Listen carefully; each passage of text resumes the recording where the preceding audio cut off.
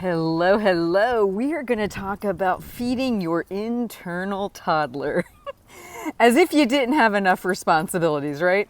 Well, I had a great call with a client who had really been struggling with binge eating, emotional eating, and she had gone like 8 weeks without a binge. And she was doing really well, dialed in her nutrition, was feeling on top of the world. And whenever I talked about her taking a time out to either eat at maintenance or to have something that was pleasurable, she was like, but Heather, I'm making such good progress. I don't want to slow up my progress to indulge in a piece of cake or to indulge in a brownie or whatever. And so she finally, I think after 8 weeks, did have a binge. And we talked about how if we deny, we say, you know what, I'm making such good progress. I want to ride this wave. I don't want to stop. I don't want to have any of those indulgences because it might mess up my progress. That what we're doing, especially if you struggle with binge eating and emotional eating, is you're kind of provoking this internal toddler.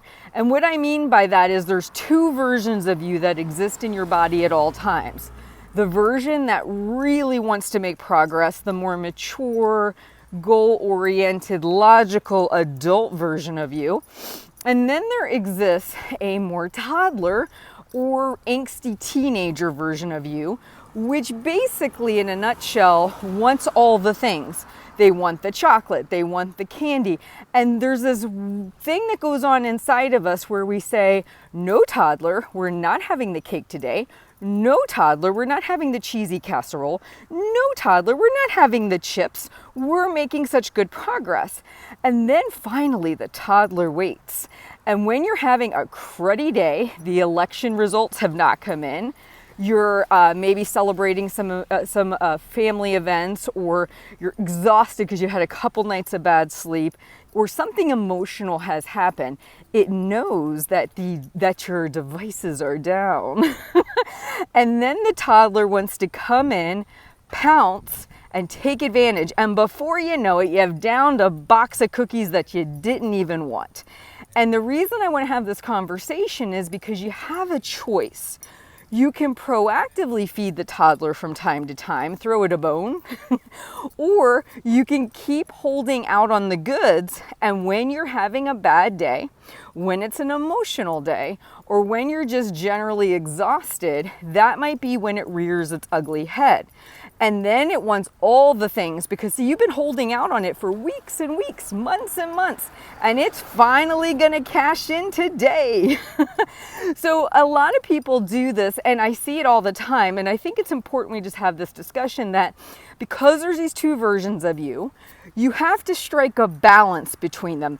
This toddler will never move out. It's gonna be the roommate you wish you could ditch, but you can't. It's gonna always kind of be under the surface. It might manifest as binge eating for you, overeating, emotional eating, but basically it's that more primitive part of your thinking that doesn't think through the consequences, and it really doesn't understand what you're working on, nor does it care. And it's gonna be there because it's been a long time created, right? You've probably struggled with these eating behaviors for a long, long time, and they haven't really gone away, and so you just want to accept it's going to be there. So what you want to do is you really want it to be as little destructive as possible, as a little annoyance as possible, and ultimately not as involved in the process. So that might look like this. Okay, toddler, you want the fudgy chocolatey brownies. Great.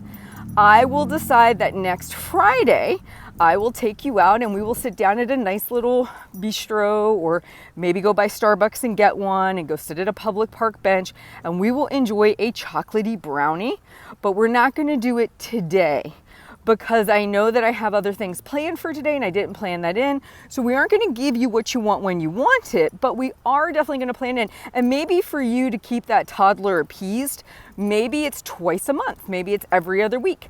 Maybe your toddler's really rambunctious and once a week you're making a plan to go get something it really, really wants. But again, control. You pre-plan it, you know it's coming.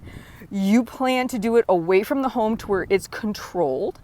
And then what starts to happen is those feelings of rambunctiousness tend to drop a little bit. They don't necessarily go away, but they're not as heightened and they're not as extreme.